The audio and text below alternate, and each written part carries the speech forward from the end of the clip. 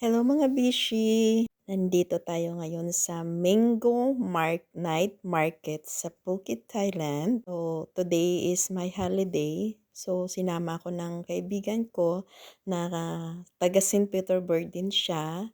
Kakain kami dito ng pika-pika, authentic Thailand food.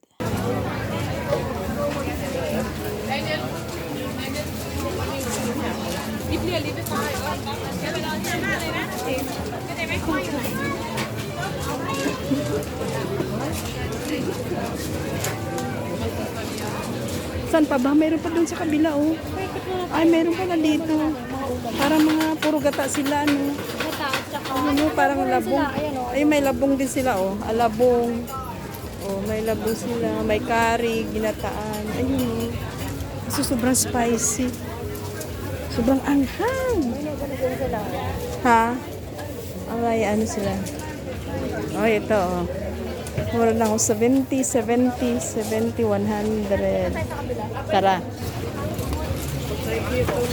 Dagat tayo. Sibas. Okun. Ito. Ang sarap yun.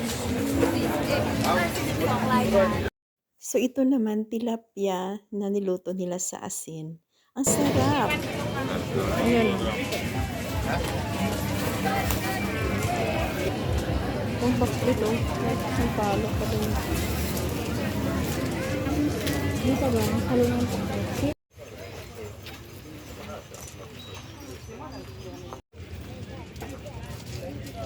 Butterfly, blue butterfly. Pwede rin kaya pandan. Butterfly pea. Lemongrass tsaka pandan. Maganda din yan. Tinila, ang ganda. Uy, Ano kaya ito? nakaka-relax. Oh, yung ganitong Thailand, oh.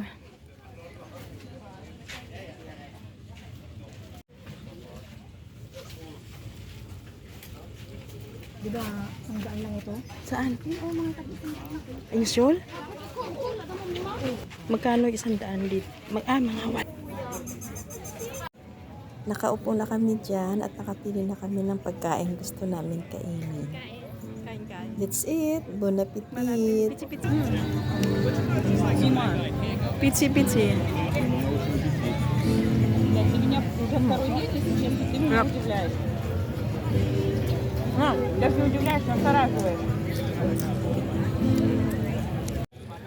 Yung pagkain ng Thailand, same process din ng Pilipinas. May mga pitsi-pitsi din sila, mga malagkit na kanin na may gata. So, almost same lang. Kaya, grabe, sarap. Nabusog na kami ni Lori at inabot na kami ng gabi. So, bali mag 8 o'clock na rin. So, pauwi na rin kami. Bye, mga bishi!